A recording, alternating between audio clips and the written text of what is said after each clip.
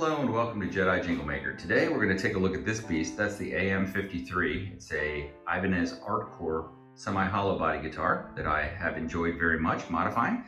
I've performed a couple of additional modifications on it recently and I thought I would update you. But before we do that, please go ahead and hit that thumbs up button, subscribe, and leave a comment. Let me know what you think. Also, go check out my original music where I use this guitar. And before we get into the video, let's listen to a quick clip from a song that I created using this very instrument.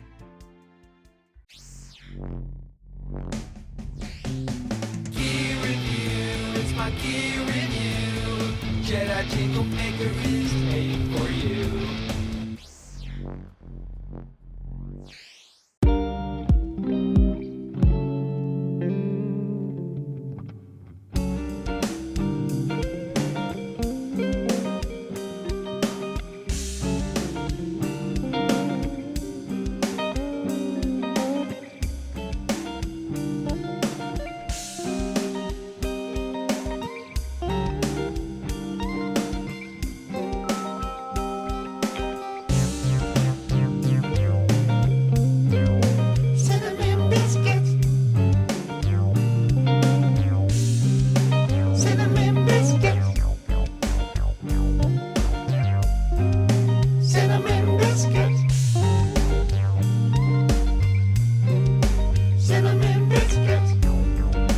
You are the mirror, I am the sky. We are the wind, no need to try.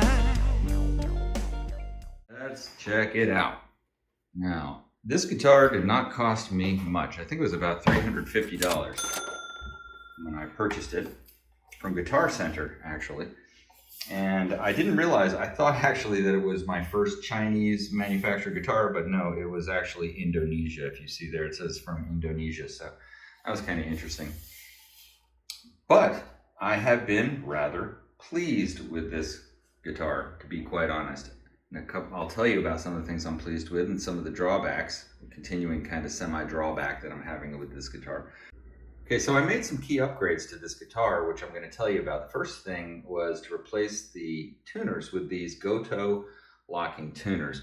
These are beautiful. They have the, even though this thing has the tilted headstock, you don't have string trees, it's more like a Gibson Les Paul style. It is the lower level pegs, which I like the look of, and I think it just adds a little bit more string tension, which is nice. This guitar, I believe, is not 25.5 inches. It doesn't feel like it. It feels right, kind of like a looser string tension than that. But those are Goto locking tuners. I went with that style of tuning head, and I'm pleased with it. They work rather well. However, I've had tuning issues with this guitar perpetually, and initially it was because of the cheap plastic nut. There was a white nut here that it came with, which was just a hassle. It would ping and it had issues, and I did try to file it down a bit. I put graphite grease in there and it helped a little, but ultimately I took it in and had my guitar tech replace this with a graphite nut. So now I have a graphite nut on here, but to be honest, I'm still having some issues. I need to actually take this back to my tech and let him know so that he can adjust it a bit. I just don't like, as a practice, I don't like these string setups where they come in at an angle to break into the nut, but you know, it is what it is. And to get this tone, you know, I didn't see any other headstocks in the kind of guitar that I was looking at here that were very different. So long story short, I think I still have some work to do here to finally resolve and make this thing rock solid with the tuning.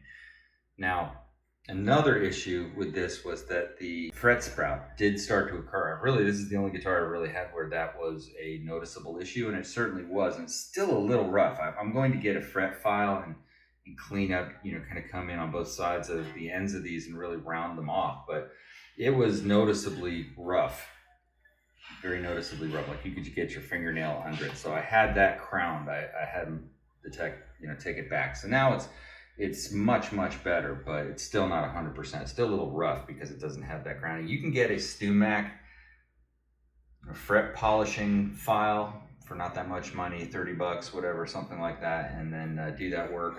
I've always wanted to learn how to do that, so I'm gonna do that. But you can tell the frets are just just a little bit rough. So it definitely needed work. Another thing is, and I don't know if this still has to do with the nut, but I noticed that if you can see how much that bends by the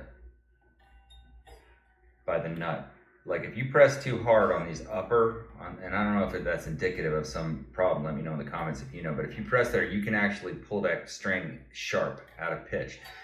That's a bummer. So I have to, on purpose, remember to go with a soft touch up here, because if not, I'll bend it, it'll sound weird. And that was a problem I had with this guitar for a while, which is stuff like that was happening. And I really think on my next set of strings, I'm going to go with 10s instead of 9s. The 9s on this thing just feel a little floppy. They really do. You know, you get that feeling. I just prefer the touch of the 10s when it's like that. And that's why I think this is a shorter scale. I probably should have looked that up before I did this video, but you know, traditionally these guitars are 22 frets and so on. So that's what I expected. This would be probably a Gibson Les Paul length scale, something like that. But you know, those are what I expected for a guitar this inexpensive.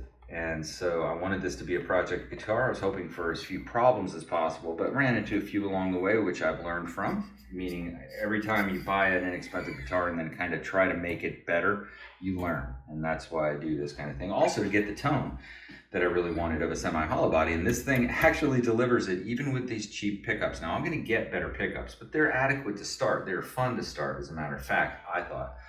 These are humbuckers, and you can get that real authentic jazz or funk kind of sound that you would want out of a semi-hollow body out of these. And you know, with EQing them, I think you can get something really cool. I certainly have, but you know, there are far better pickups, and it'll be night and day. That's one of my upgrades. That's just a more expensive upgrade. You figure about $250 to upgrade 2 humbuckers to the ones you're probably gonna want to get, like Seymour Duncan or something like that, or even bare knuckle. Now, this bridge has been adequate so far. I would consider replacing that to make it something more resonant, especially this piece. Still thinking about that, and I might do that upgrade. But both of these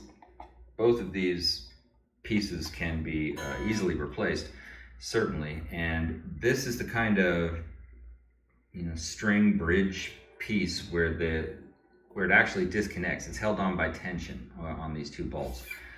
One thing I did notice is that to get this back onto these pegs, it was like you almost had to shimmy it on and almost kind of force it on, which I didn't like, unfortunately. I think that's a symptom of a, you know, is what it is.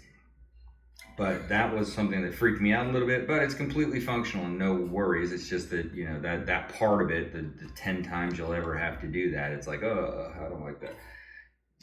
Yeah, so certainly lots of opportunities to upgrade the hardware. I had originally intended to upgrade to gold hardware, but then all I could find to fit this was the, you know, the silver stainless steel looking style.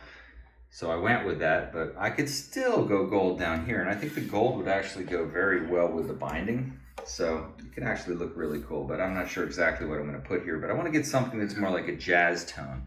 You know, I'm not looking to get something that's necessarily super hot, super high output.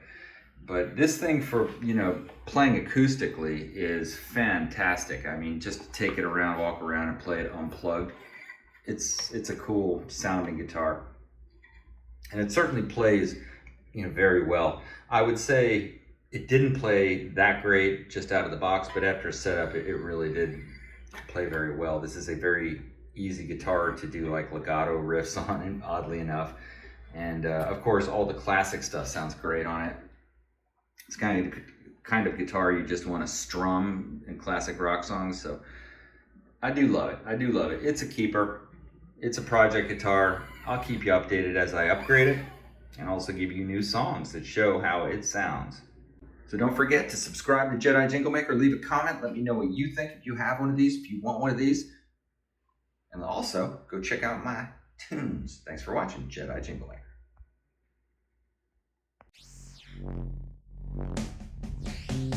Gear review, it's my gear review. Jedi Jingle Maker